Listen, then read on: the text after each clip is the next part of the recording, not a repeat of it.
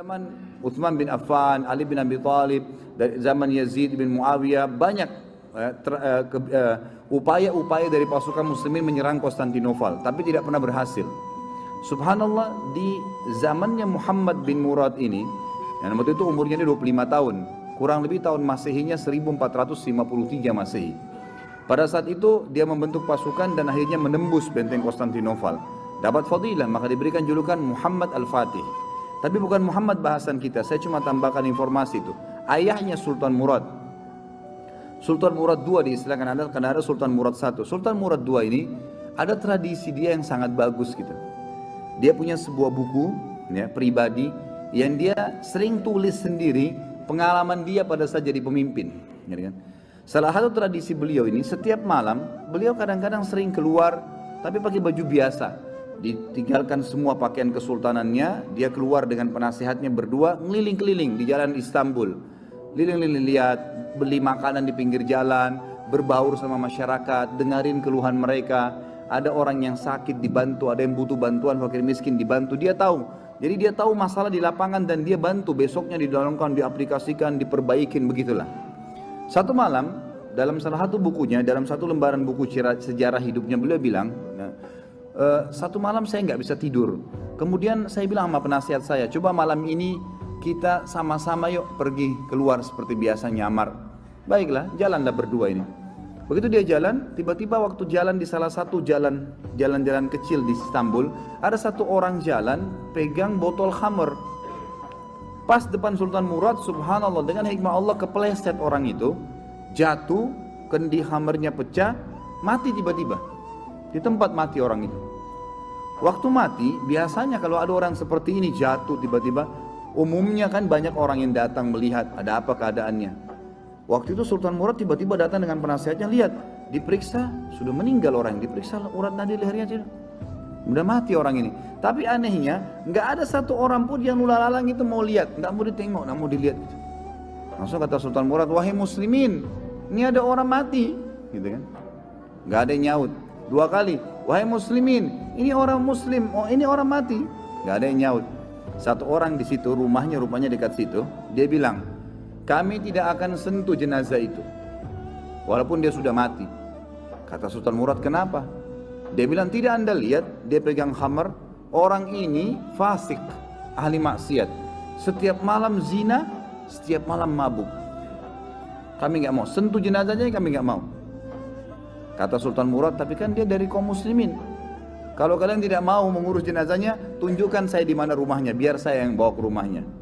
Ada beberapa orang, ringkas cerita, membantu Sultan Murad datang ke rumahnya. Diketok pintu, dibuka, istrinya lihat suaminya meninggal, nangis. Seperti umumnya biasa wanita, menangis, kemudian masuklah. Yang lain ini orang-orang yang tadi nunjukin rumah itu sudah pulang semua, tinggal Sultan Murad sama penasehatnya. Duduk depan jenazah ini, istrinya nangis. Kata Sultan Murad, saya mau tanya, kenapa waktu tadi suami kamu jatuh, mati ini, gak ada yang mau lihat jenazahnya. Dan tersebar isu di tengah-tengah masyarakat tadi, mereka gak mau sentuh ini karena dianggap suami kamu ini fasik. Setiap hari zina, setiap hari mabuk. Sultan Murad kaget waktu istrinya tiba-tiba berhenti nangis, langsung dia bilang, saya udah tahu orang akan nilai begitu suami saya. Tapi perlu anda tahu, suami saya ini bukan pezina, bukan orang mabuk. Sultan Murad bilang, bagaimana bisa? Jelas khamar di tangannya dia, kendinya pecah, saya lihat dia bawa khamar. Dan orang ini bukan satu dua orang memberikan kesaksian, tidak ada satupun orang yang mau bantu jenazahnya. Dia bilang, iya, saya perlu berikan kepada anda kesaksian. Kata istrinya, suami saya ini orang sangat saleh, luar biasa ibadahnya kepada Allah, pada saya dan anak-anak baik, dan dia juga sangat dekat hubungannya dengan Allah. Sholat malamnya nggak ketinggal, kalau siang hari puasa, sedekahnya bagus.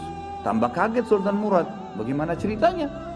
Dia bilang, suami saya ini punya satu usaha di tengah-tengah kota sini. Setiap hari hasil bisnisnya dia dibagi 3 keuntungannya. Sepertiga dibawa pulang ke rumah untuk saya pakai makan dan minum untuk anak-anak saya. Sepertiga lagi, sepertiga keuntungan diberikan botol khamr, berikan minuman keras. Dia bawa pulang ke rumah, dibuang di WC.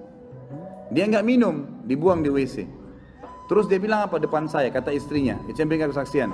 Setelah dia buang, dia bilang, segala puji bagi Allah, minimal membuat saya ya mengurangi orang muslim yang mabuk hari ini. Terus sepertiga lagi yang tersisa, dia datangi tempat perzinahan, lalu dia bilang sama yang punya tempat perzinahan, ini berapa orang wanita di sini pezina? 10 orang. Berapa bayarannya kalau perempuan satu malam sampai besok pagi dibayar? Kata si tempat punya tempat sekian. Dikasih sama dia, sepertiga untungnya nih, 10 orang ini semua saya booking malam ini. Tutup tempat kalian. Ini sudah milik saya, sudah dapat uang kan?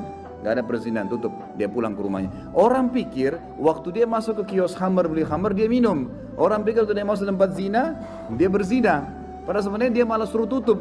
Dia pulang, kata istrinya, lalu dia bilang, segala puji bagi Allah yang minimal membuat saya malam ini memberhentikan beberapa anak muda muslim zina. Bayangkan, pernah gak kita terfikir buat perbuatan begini? Gak terlintas. Tapi karena kedekatannya dengan Allah, Allah bukakan dia jalan ibadah yang tidak masuk di akal kita gitu. Lalu istrinya bilang, saya pernah bilang sama suami saya, kalau begini perilakumu, kapan kamu mati, nanti jenazah kamu gak diurus sama kaum muslimin.